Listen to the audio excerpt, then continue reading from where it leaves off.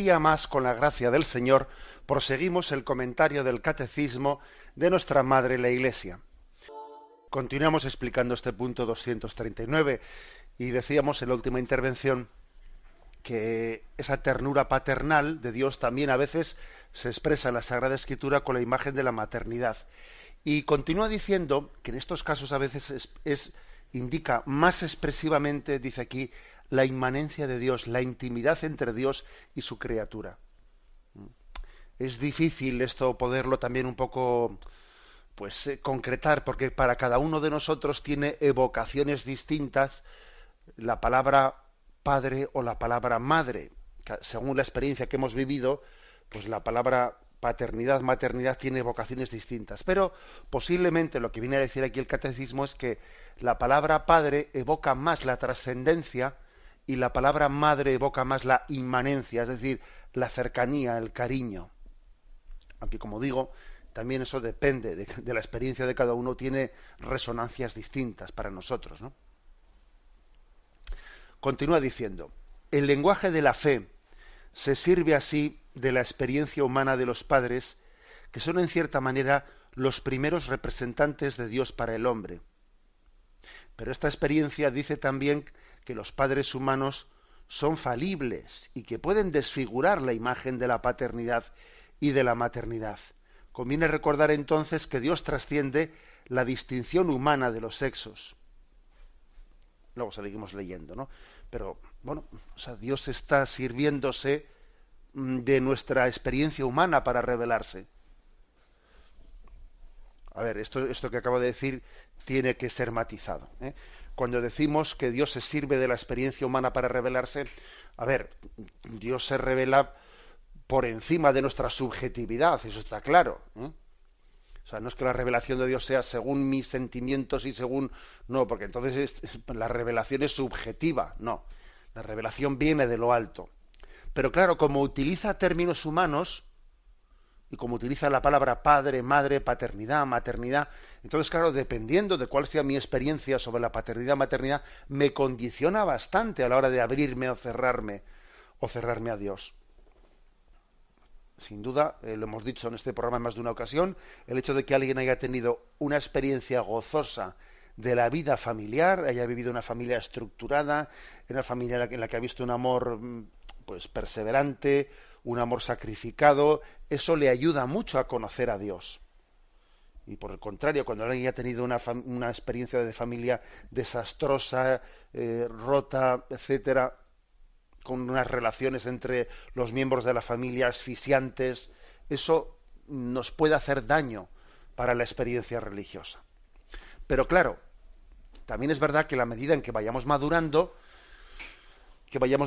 pues uno tiene que ir purificando lo que le ha ocurrido. Decir, mira, yo tuve una experiencia de filiación en mi familia que fue traumática, porque tuve un padre que me maltrató, o esto o lo otro más allá. Bien, está claro que eso no me habrá ayudado para acercarme con confianza a Dios Padre, no me habrá ayudado, pero en la medida en que yo ahora ya sé distinguir, que Dios me permite distinguir las cosas, ¿no? Cuando uno es un bebé, es un niño que todavía no se ha abierto al uso de la razón, pues es difícil distinguir todas esas cosas, pero cuando ha llegado un momento de decir, bueno, yo voy a sanar la herida que arrastro de mi infancia, porque al fin y al cabo Dios no es como ha sido mi padre, sino que mi padre debiera de haber sido como Dios Padre le creó. O sea, es decir, no va a pagar Dios, no va a pagar el pato, como se dice, ¿eh? No va a pagar los platos rotos de lo que mi padre no hizo porque, porque pecó, ¿eh? Como todos hemos sido pecadores, ¿no? Entonces no voy a proyectarle yo en Dios los pecados de mi padre. ¿Cómo voy a hacer yo eso, no? O sea, ¿cómo voy a proyectarle en Dios los defectos de mi padre?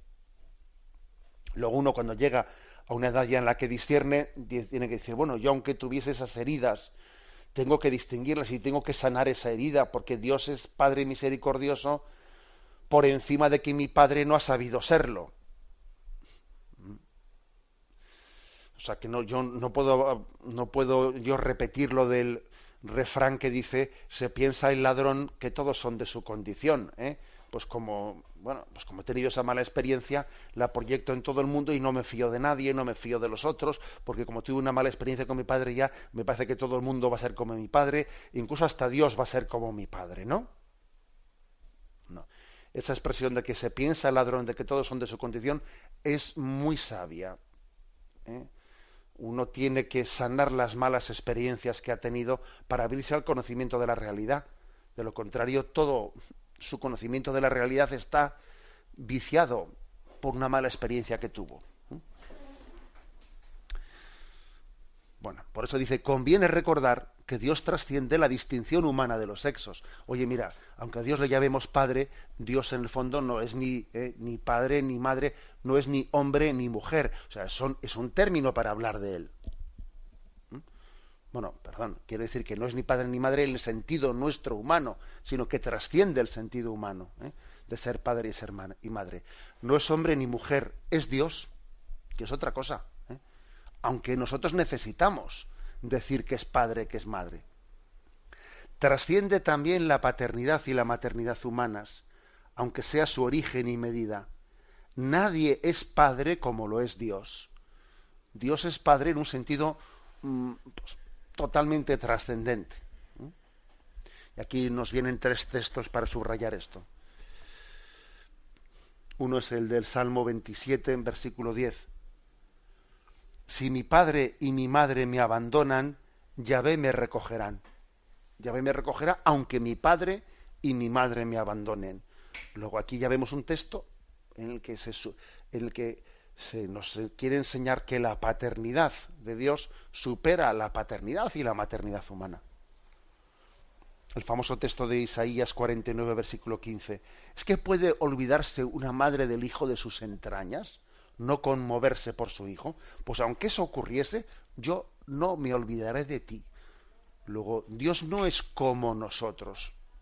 O sea, supera infinitamente, ¿no? nuestras categorías. Otro texto, Efesios capítulo 3, versículo 14. Por eso doblo mis rodillas ante el Padre, de quien toma nombre toda familia en el cielo y en la tierra. O sea, de Dios toma nombre toda la familia humana, no al revés.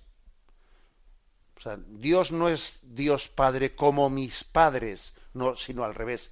Mis padres son padres como deberían de ser, como Dios es Padre, como Dios es Madre. Luego veámoslo así, veámoslo bajo esta perspectiva. Ojo con hacer de Dios una proyección de nuestra experiencia humana. Más bien es nuestra experiencia humana la que debiera de haber reflejado lo que es el ser de Dios, de su paternidad, de su maternidad. Me despido con la bendición de Dios Todopoderoso, Padre, Hijo y Espíritu Santo. Alabado sea Jesucristo.